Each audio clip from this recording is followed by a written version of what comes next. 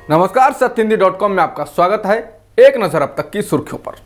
पश्चिम Bengal BJP में चल रही भगदड़ के तेज होने की आशंका के बीच पूर्व केंद्रीय मंत्री बाबुल सुप्रियो के टीएमसी और मुकुल रॉय को ट्विटर पर फॉलो करने से तमाम तरह की अटकलें लगाई जा रही हैं। बाबुल का बंगाल बीजेपी के अध्यक्ष दिलीप घोष के साथ भी टकराव चल रहा है। बाबुल को हाल ही में हुए कैबिनेट विस्तार में मंत्रिमंडल से हटा दिया गया था। हालांकि बाबुल ने कहा है कि बहुत सारी अफवाहें चल रही हैं और इनके आधार पर उन्हें ट्रोल किया जा रहा है। बता दें, पश्चिम बंगाल में हुए चुनाव में मिली हार के बाद बीजेपी के कई बड़े नेताओं ने टीएमसी का दामन थामा है और ऐसे में अब बाबुल के टीएमसी और मुकुल रॉय को ट्विटर पर फॉलो करने के कारण बीजेपी नेतृत्व को डर है कि कहीं बाबुल भी ऐसा कोई कदम ना उठाएं। तेल की महंगाई पर बोलते हुए कांग्रेस के वरिष्ठ नेता पी चिदम्बरम ने नितिन गडकरी की तारीफ की। उन्होंने कहा कि बीजेपी में केवल नितिन गडकरी के पास ही वो साहस है जो आवाज उठा सके। उन्होंने कहा कि गडकरी में साहस है, इसलिए उन्हें कैबिनेट में भी अपनी आवाज बुलंद करनी चाहिए। बता दें, गडकरी ने हाल ही में कार्यक्रम में पेट्रोल डीजल की बढ़ती कीमतों की वजह से लोगों में गुस्से की बात स्वीकार की थी। गडकरी के इसी बयान पर टिप्पणी करते हुए चिदम्बरम ने कहा कि देश में हर व्यक्ति जानता है कि इस सरकार में सारे निर्णय प्रधानमंत्री मोदी द्वारा लिए जाते हैं, फिर ये मायने नहीं रखता कि कौन वित्त मंत्री है और कौन नहीं। इसके साथ ही चिदम्बरम ने कहा कि उनका मानना है कि सिर्फ गडकरी में यह साहस है कि वह समय समय पर आवाज उठाते हैं, लेकिन इन दिनों वह भी खामोश हैं।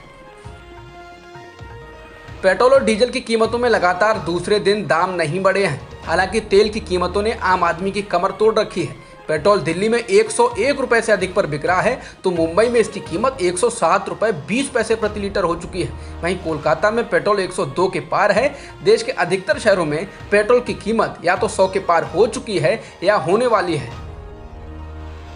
हरियाणा के पूर्व गृहमंत्री और बीजेपी के वरिष्ठ नेता संपत सिंह ने किसानों का एक बार फिर समर्थन किया है। संपत ने किसानों पर लगे मुकदमे वापस लेने की मांग की है। उन्होंने ट्वीट कर कहा है कि किसानों के संयम की सीमा अब बार बार टूट रही है। लंबे आंदोलन में ऐसा होना लाजमी भी है। किसी भी पार्टी में इतनी क्षमता नहीं है कि वे किसानों की तरह ऐसा आंदोलन चला सकें। ऐसा सिर्फ किसान ही कर सकते हैं। उन्होंने आगे सरकार को नसीहत देते हुए लिखा कि सरकार को बातचीत के माध्यमों को खोलना चाहिए। बता दें, सिरसा में आयोजित बीजेपी के कार्यक्रम में शामिल होने पहुंचे सांसद सुनीता दुग्गल और डिप्टी स्पीकर रणबीर गंगवा का किसानों ने जबरदस्त विरोध किया था। इस दौरान पथराव भी किया गया था, जिसके बाद पुलिस ने इस मामले में 100 से ज्यादा किसानों के खिलाफ सरकारी संपत्ति तोड़ने, सरकारी कार्य में बाधा पहुंचाने व जानलेवा हमला करने का केस दर्ज किया है। बिहार में जदयू और बीजेपी सत्ता में सहयोगी हैं, लेकिन आए दिन नीतीश कुमार और बीजेपी नेताओं के बोल अलग अलग दिखने लगे हैं। अब नीतीश कुमार के जनसंख्या नियंत्रण को लेकर दिए गए बयान के ठीक उलट बयान बिहार बीजेपी अध्यक्ष संजय जायसवाल ने दिया है।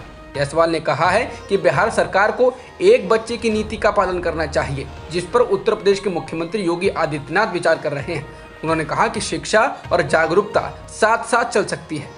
बता दें, नीतीश कुमार ने हाल ही में कहा था कि कानून लाने से जनसंख्या नियंत्रण नहीं होती है, इसके लिए महिलाओं को अधिक शिक्षित किए जाने की जरूरत है और हम उसी पर काम कर रहे हैं। इसके बाद कई बीजेपी नेताओं का बयान इसके विरोध में आया। बीजेपी विधायक और बिहार के पंचायती राज मंत्री सम्राट चौधरी ने भी कहा कि बिहार सरकार आगामी पंचायत चुनाव के लिए 2 से अधिक बच्चों वाले उम्मीदवारों पर प्रतिबंध लगाने पर विचार कर रही है।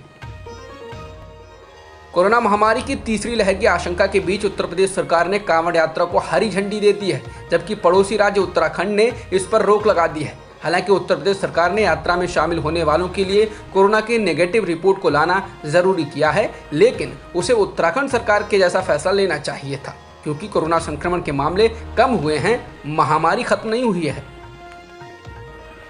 भारत में पिछले एक दिन में 38,792 कोरोना संक्रमण के नए मामले दर्ज किए गए हैं और 624 लोगों की मौत हुई है।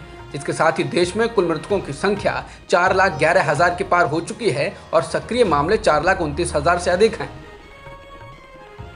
अफगानिस्तान में हिंसा और असुरक्षा के कारण जनवरी के बाद से करीब 2,70,000 अफगान लोगों को विस्थापित होना पड़ा है। संयुक्त राष्ट्र शरणार्थी एजेंसी ने यह जानकारी दी है। यूएन की एजेंसी ने अफगानिस्तान में तालिबान द्वारा तेजी से नए इलाकों पर कब्जा करने और युद्धग्रस्त अफगानिस्तान से अमेरिकी सेना की वापसी के कारण यहां एक मानवीय संकट की चेतावनी दी है। यूएन के प्रवक्ता ने प्रेस कॉन्फ्रेंस कर कहा है कि जनवरी के बाद से 2,70,000 से अधिक लोग देश के भीतर ही विस्थापन कर चुके हैं और इनकी कुल संख्या 35 लाख से अधिक हो चुकी है।